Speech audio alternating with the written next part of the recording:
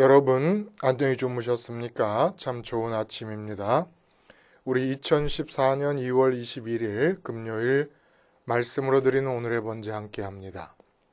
빌립보서 3장 12절에서 16절까지 말씀으로 같이 합니다. 우리는 14절까지만 읽어보겠습니다. 시작. 내가 이미 얻었다 함도 아니요 온전히 이루었다 함도 아니라 오직 내가 그리스도 예수께 잡힌 바 된 그것을 잡으려고 달려가노라. 형제들아, 나는 아직 내가 잡은 줄로 여기지 아니하고 오직 한 일 즉 뒤에 있는 것은 잊어버리고 앞에 있는 것을 잡으려고 표대를 향하여 그리스도 예수 안에서 하나님이 위에서 부르신 부름의 상을 위하여 달려가노라. 아주 유명한 기절이지요, 여러분. 우리가 함께 읽은 이 말씀 중심으로 호사유피 인사유명, 그럼 나는 뭘 남기나 라는 제목의 하나님 말씀 증거합니다. 제목이 길어요. 호사유피 인사유명, 호랑이는 죽어서 가죽을 남기고 사람은 죽어서 이름을 남긴다. 그럼 나는 뭘 남기나? 아침 새벽에 일어나서 이제 컴퓨터를 틉니다. 이제 설교를 준비하고 마무리를 지려면은 설교 원고를 마무리 지려면 이제 컴퓨터가 켜져야 되니까. 그런데 제일 먼저 눈에 들어오는 것이 뉴스의 이 타이틀이에요. 김연아 올림픽 2연패 좌절. 심판의 편파 판정, 이런 구절들이 눈에 들어옵니다. 김연아 선수가 금메달을 따지 못하고 은메달을 딴 모양이에요. 그런데 올림픽 2연패에 관한 전망을 내놓으면서 매번 따라다니는 이름을 이제 저도 기억을 합니다.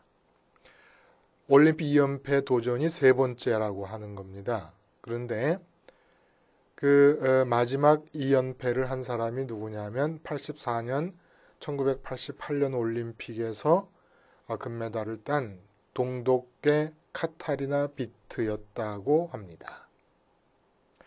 오늘 우리 설교의 제목과 연관지어서 함께 생각해 보면 카타리나 비트 그리고 이 김연아라는 이름은 이미 이 세상에 남겨졌습니다. 특별히 피겨 스케이팅을 하는 그쪽 분야의 사람들에게는 김연아 선수가 비록 은메달을 땄지만 이미 전설이라는 말이 따라 붙기 시작을 합니다. 24살밖에 안 되는데 이름을 남겼어요. 위인들이 있고 영웅들이 있습니다. 다 이름을 남기신 분들 아닙니까? 또 목사 안수를 받은 사람의 입장에서 보자면 고인이 되신 지가 얼마 안 되는 하영조 목사님, 옥하는 목사님, 대한민국에서 사랑의 교회 모르는 사람이 누가 있고 온누리 교회 모르는 사람이 누가 있겠습니까? 그분들 다 이름을 남기신 분들이에요. 그리고 조영기 목사님, 곽선희 목사님, 틀림없이 이름을 남기실 분들이지요. 제가 종사하는 분야는 아니지만은 빌 게이츠, 이건희 씨, 그리고 김대중 대통령, 김영삼 대통령, 박근혜 대통령, 노무현 대통령 다 이름이 남겨진 사람들입니다.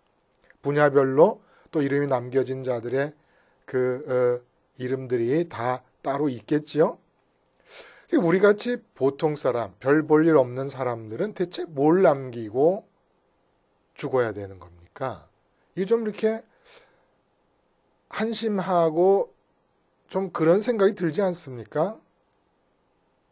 인생에 대해서 우리가 좀 허탄한 느낌이 들어요. 아무것도 남길 게 없어요. 기껏 내 자식이나 그것도 2대, 3대 증손, 고손까지 갈 때까지도 내 이름을 기억하겠습니까? 제가 고조 할아버지 이름을 겨우 기억하고 있는데 할머니 이름도 잘 몰라요. 가족도 잊어버릴 텐데. 그러니까 참 에이브라함 링컨이나 징기스칸이다, 나폴레옹이다, 에디슨 이런 사람 대단한 사람들이에요. 지금 세월이 얼마가 지났는데 아직도 그 사람들 이름을 모르는 사람이 없으니까. 우리도 남겨야 됩니다. 뭘 남깁니까? 우리는 소망을 남깁니다. 이 소망을 남긴다는 말이 참 어처구니 없는 말이에요. 왜 어처구니 없는 말이냐면 소망은 성취될 때 의미가 있는 거 아닙니까? 근데 우리가 남기는 것은 오늘 성경 본문에 따르면 이 세상에서 사는 동안에 무엇인가를 소망했다는 흔적을 남기는 겁니다.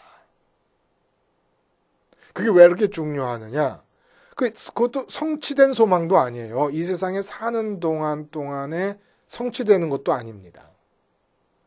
소망했다는 것을 남기는 거예요. 소망했다는 흔적을 남긴다는 거예요. 이게 왜 이렇게 중요하냐면 하늘에서 사람을 죽은 사람, 그 사람의 일생을 평가하는 방식이 완전히 다르기 때문에 그래요.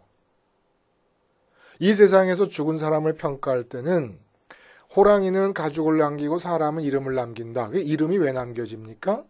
김연아 선수처럼 카타리나 비트처럼 에디슨처럼 알렉산더처럼 이 세상에서 이룬 업적이 성취가 괄목할 만한 무엇인가가 있을 때 이름이 남겨집니다. 그러니까 죽은 시점을 볼 때 과거에 있었던 일들에 대해서 평가를 내리고 이름이 남기도 하고 이름이 사라지기도 합니다. 근데 죽은 사람에 대해서 이 세상만 평가를 내리는 게 아니더란 말입니다. 천국에서도 평가를 내립니다. 왜냐하면 지금도 하나님 살아계시고 우리를 지켜보고 계시고 주님도 그렇고 천군 천사도 그렇고 지금 미국에만 동시대인들이 살고 있는 게 아니에요. 일본과 중국에만 살아있는 동시대인들이 함께 호흡하고 있는 게 아닙니다. 천국에도 살아계신 분들이 계시는 거예요. 근데 그 천국에서도 똑같이 평가를 하는데 어떻게 평가를 하느냐? 이 땅에 살면서 보이지도 않고 만져지지도 않는 천국을 얼마나 지속적으로, 얼마나 깊게, 얼마나 많이 소망했는가로 사람을 평가한다는 겁니다. 그 천국에 대한 소망은 이 세상에 살 동안은 이루어지지도 않는 거잖아요. 근데 천국에서는 어떻게 보냐면 그 이루어질 수도 없는 살아있는 동안에는 만져질 수도 없는 천국을 얼마나 강하게 소망을 했느냐로 그 사람의 일생을 평가한다는 겁니다. 가치 있는 삶이냐 아니냐라는 것을. 그러니까 알렉산더 대왕이 대단하지만 사는 동안에 여호와 하나님 그리고 요셉의 아들로 태어나 목수로 자라시다가 공생에 마치시고 십자가에 죽으시고 부활하시고 승천하셨던 그 예수님이 계신 천국에 대한 소망이 없이 알렉산더 대왕이었다 그러면 하나님께서는 알렉산더 대왕의 일평생의 가치를 제로로 보신다는 거예요. 하나님께는 이 세상에서 대단한 일이 이루어지고 이런 것도 우리가 대단하다고 여기는 것들이 대단할 게 하나도 없습니다. 김연아 선수가 말한 거 전 기억해요. 대회에서 1등을 하는 것은 금메달을 따는 것은 실력 이상의 무엇인가가 있다. 그것은 하늘이 정하는 것이다. 이런 얘기를 합니다. 그 나이에 어떻게 그런 걸 깨닫는지 몰라요. 하나님이 허락하셔서 다 되어지는 일들입니다. 이건희 씨 굉장한 거, 그분의 능력이 굉장한 게 아니에요. 그냥 하나님의 섭리 안에서 삼성이 그렇게 이끌려 가고 있는 겁니다. 그러므로 이 세상에서 사람들이 대단하다는 일은 대단할 게 하나도 없는 거예요. 누구에게? 하나님에게는. 왜냐하면 하나님이 평가하고 계시니까 하나님의 기준으로 봐야 될 거 아닙니까? 하나님께 대단한 것은 이 세상 사람들에게는 알지도 존재가 있는지 없는지도 모르는 그런 사람들이라도 그 사람들이 눈에 보이고 만져지는 이 세상에서 소망할 만한 것들이 많이 있는 가운데 그것들을 다 제껴두고 보이지도 않고 만져지지도 않는 천국을 소망한 것을 대단하게 여깁니다. 이게 왜 대단합니까? 그 사람 속에서는 이 세상 전체를 다 이겨버린 싸움이 있었기 때문에 천국을 소망하는 게 가능하다 이겁니다. 그 사람 속에서는 천국이 세상을 이긴 거예요. 보이지도 않고 들리지도 않고 만져지지도 않는 천국이 세상을 이긴 거기 때문에 알렉산더와 징기스칸이 아무리 이 지구 위에서 땅을 많이 가졌어도 광개토왕이 아무리 많이 영토를 확장했어도 지구 자체를 이겨버린 사람을 당할 수는 없는 겁니다. 근데 천국을 소망한다는 게 바로 그런 의미가 있다는 거예요. 하나님께서 쳐주시는 사람이 바로 그 사람이라는 겁니다. 오늘 본문이 바로 그렇게 이 땅에서는 이루어지지도 않을 소망에 가득 차서 사는 삶에 대해서 고백을 하는 거예요. 내가 그렇게 살고 있다. 예수 그리스도께 잡힌 바 된 그것을 잡으려고 쫓아간다. 내가 표대를 향하여 쫓아간다. 내가 하나님께서 위에서 부르신 부름의 상을 위하여 달려간다. 이게 다 같은 말입니다. 그리고 이것은 우리가 오늘 본문이 아니고 어제 본문이었던 11절에 내가 어떻게 하든지 부활에 이르려고 한다라고 하는 그 말과 똑같은 말입니다. 그러니까 바울에게 있어서 소망은 부활하는 것이, 쉽게 말하면 지금 이 육체를 입고 있잖아요, 내가. 그렇죠? 그러니까 뭐 못생기기도 하고 바울도 아마 못생겼다 그래요. 그런 말이 전해져 내려와요. 예? 볼품이 없지 않았겠나. 그러니까 그런 몸 말고 나라는 인격이 신령한 몸을 입고 영원히 하늘에서 아버지 하나님과 함께 사는 것을 소망했습니다. 그리고 그 소망을 향해 달려가고 있는 거예요. 그 소망을 바라보면서 살고 있으니까 이 삶은 자연히 그 소망을 향해 달려가는 게 되는 겁니다. 그러니까 예수님께 붙잡힌 바 됐다는 것은 예수님께서 사도 바울을 붙잡은 궁극적인 목적을 말하는 겁니다. 그게 이방인의 사도가 된다는 사명이 아니에요. 사명은 소망을 갖고 살고 있는 이 세상 사람의 삶의 여정 중에 있는 과정으로서의 일이지 그게 궁극적 목적이 아니라는 거예요. 예수님께서 날 붙잡으신 게 나를 써먹기나 하시려고 붙잡은 게 아니라는 겁니다. 궁극적으로 데려가시려고 하는데 데려가실 때까지 나는 소망하는지 안 소망하는지를 알아야 되는데 소망만 하고 있을 수는 없으니까 사명이 주어지는 겁니다.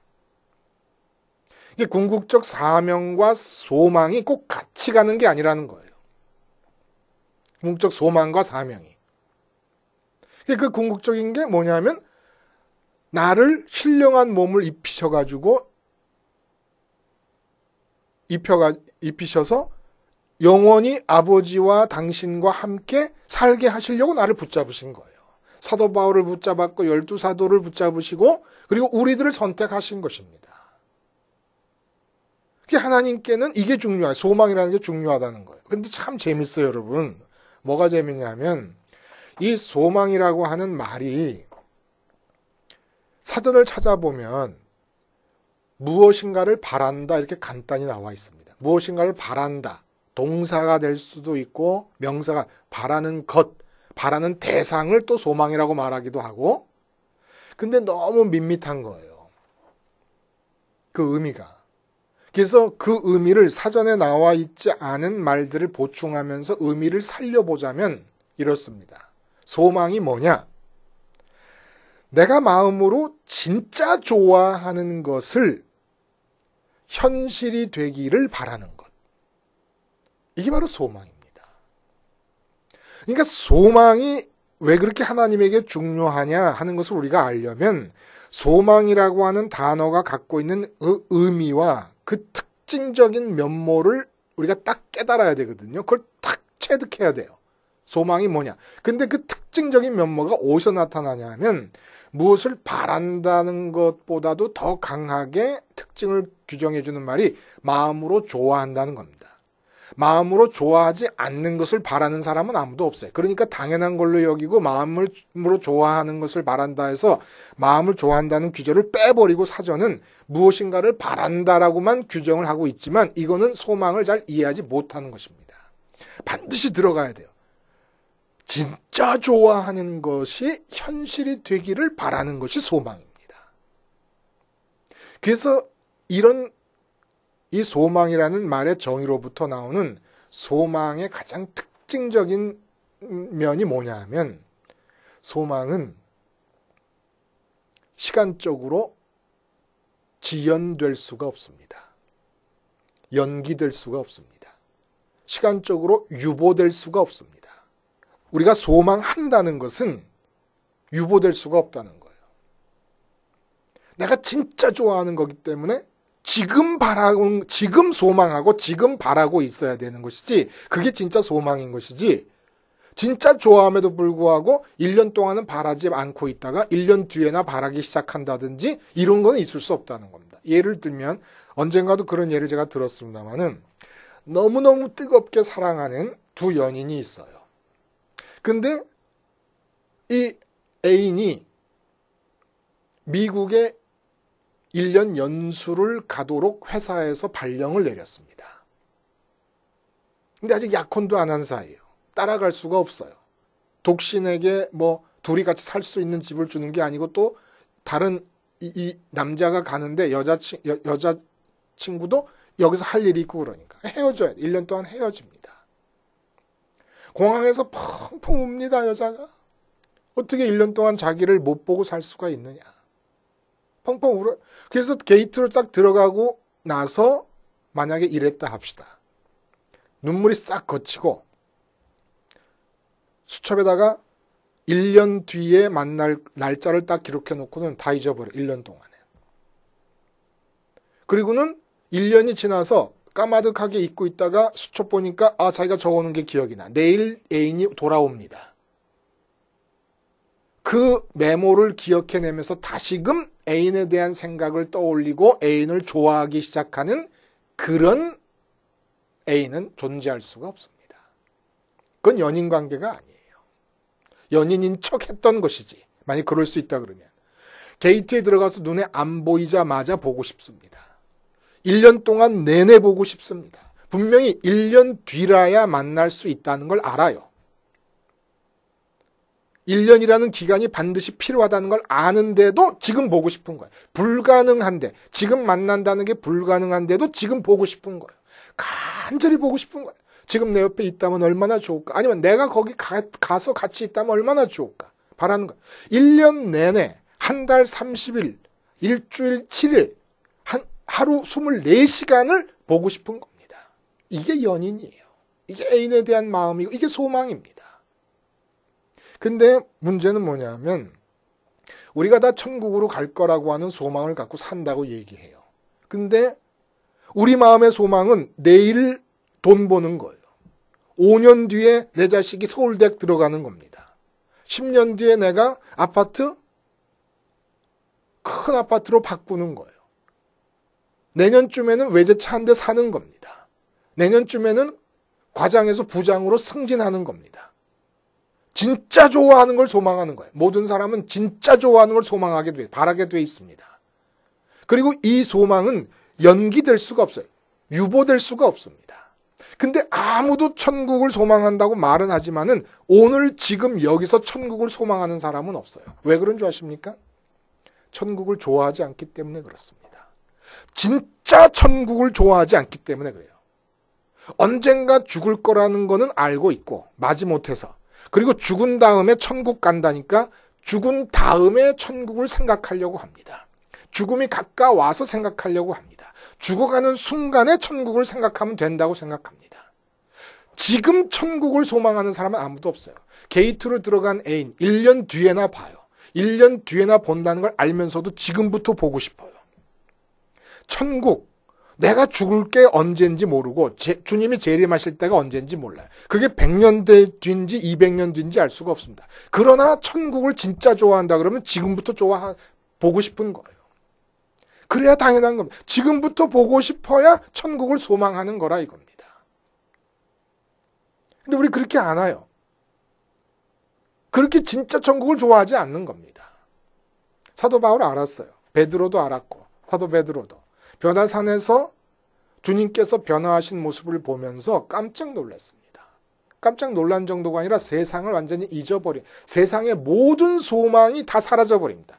그때까지 그 변화된 예수님의 모습을 접하기 전까지 베드로와 요한과 야고보의 소망이 뭐였습니까? 나라의 독립이었습니다. 얼마나 원대합니까? 남자들 같아요. 남자의 기상이 느껴집니다. 예?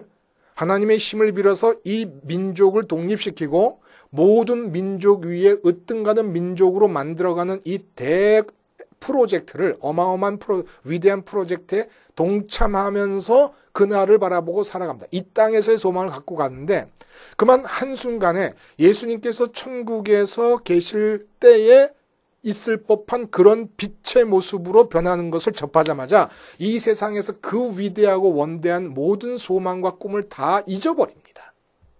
그리고 그냥 거기서 살재요. 예수님의 모습이 보이는 그 상황을 놓치고 싶어 하질 않습니다. 사도 바울이 이걸 변화사는 없었지만 이걸 느낀 겁니다. 그리고 진짜 좋아한 거예요. 하늘에 계신 주님을 진짜 좋아하고 하늘에 계신 하늘 아버지를 진짜 좋아했던 겁니다. 그래서 사도 바울이 뭐라 그러냐면 뒤의 것은 잊어버려. 내가 행한 모든 뒤의 것은 잊어버린다는 거예요. 자기 인생의 가치를 스스로 어떻게 평가하냐면 사도 바울이 회심 전까지 나쁜 일도 했습니다만 회심한 뒤에 지금 로마 감옥에 갇히기까지 지금 사도 바울의 사역의 기간이 거의 마무리져 가고 있지 않습니까? 이 기간 동안 얼마나 위대한 일을 많이 했습니까? 근데 다 잊어버린다는 거예요. 내 인생에 대한 평가는 내가 지금 한 일에 있는 게 그 한 일은 어차피 자기가 한 것도 아닌 것은 성령님께서 자기를 붙잡아서 그 안에 그리스도가 사시면서 이루어진 일이니까 그리스도께서 행하신 것이고 내 인생의 평가는 어떻게 되느냐? 나는 내가 얼마나 훌륭한 일을 했느냐 이런 거 쳐다보지도 않고 이런 걸 사람들이 어떻게 평가할까 관심도 없고 내 관심은 오직 천국에서 아버지 하나님과 신령한 몸으로 입고 부활해가지고 영원히 함께 사는 것, 주님과 함께 사는 것 그것이다. 거기에는 아브라함도 있을 것이고 모세도 있을 것이고 난 그 사람들 만나는 게 중요하다. 이렇게 산 겁니다. 여기서 느낄 수 있는 건 진짜 사도 바울이 하나님을 좋아했구나. 진짜 사도 바울이 천국을 좋아했구나 라는 걸 알 수 있는 거예요.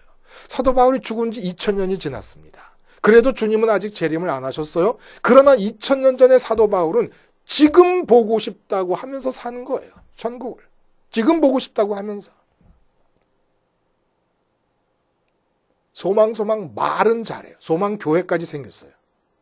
근데 뭘 소망한다는 겁니까? 지금. 진짜 좋아하는 걸 소망할 수밖에 없어요. 하나님께서는 이 땅에서 우리가 무슨 대단한 일을 하는 것을 대단하게 여기시지 않으십니다. 어차피 우리는 하나님의 능력으로 하는 것이고 하나님 믿지 않는 자들조차도 하나님께서 섭리적으로 허락하시기 때문에 그런 일을 할 수 있는 거예요. 타고날 때 머리가 좋다. 제가 잘나서 된 겁니까? 아니에요. 이건희 씨가 경영을 잘해서 삼성이 이끌려지고 하는 게 아니라니까 여러분. 하나님께서 그렇게 허락하고 계시는 거라니까. 그러니까 하나님이 볼 때는 이건희 씨가 아무것도 아니에요. 빌 게이츠가 아무것도 아니고 박근혜 대통령이 아무것도 아닙니다. 하나님의 능력, 그 전능하신 분이 볼 때 아무것도 아니에요. 정말 대단한 것은 이름 없이 빚도 없이 사는 사람이 지금 천국을 보고 싶어하고 지금 천국에 계신 하늘 아버지를 그리워하는 것, 이 세상에서 바랄 것이 얼마나 많은데 그 바랄 것 다 제껴놓고 천국을 바라는 것, 그 사람이 지구를 이겨버리는 것, 이것을 평가하시는 것입니다. 그래서 사도 바울이 얘기하는 나는 내가 이 땅에서 이룬 것 아무것도 내 인생의 대단한 업적으로 고려하지 않는다. 나는 무조건 지금 부활해서 천국에서 아버지와 주님과 함께 살 그날만 향해서 가고 있다. 위에서 부르신 부름의 상, 위에서 너 올라와서 나랑 같이 살자고 부르신 그 상만을 위해서 난 달려가고 있다. 사도 바울이 보고 싶어요. 주님이 보고 싶고 하늘아버지가 보고 싶어요. 사도 바울은 어쩌면 이렇게 그 하늘아버지와 주님을 보고 싶어하고 진짜 좋아하셨을까? 그런 생각 안 들어요, 여러분? 이 사도 바울, 난 이분 한번 정말 꼭 부활해서 보고 싶어요. 우리 모두 진짜 천국을 좋아해서 사도 바울 같은 소망에 찬 사람으로 살다가 죽읍시다. 천국을 소망하다가 죽읍시다. 그러려면 끊임없이 날마다 순간마다 십자가 붙잡고 자꾸 이 세상에 대해서 소망을 갖게 하고 그럼으로써 그런 관점에서 보면 세상에서 이룬 것들을 대단하게 여기는 이 마음, 세상에 대해서 죽음으로써 끊임없이 죽음으로써 내 마음을 계속해서 하늘의 푯대를 향하여 갈 수 있도록 재촉하는 것만이 우리가 할 수 있는 일 아니겠습니까? 이렇게 소망에 차서 사실 수 있기를 바랍니다. 기도하시겠습니다. 하나님 아버지, 호랑이는 죽어서 가죽을 남기고 분야마다 위대한 사람들 그리고 인류에게 기억될 위인들은 이름을 남기지만 우리는 이 땅에 살면서 보이지도 들리지도 만져지지도 않는 천국을 진짜 좋아해서 소망하며 살았다는 흔적만을 남기는 자들이 되게 하여 주시옵소서. 예수님의 이름으로 기도하옵나이다. 아멘.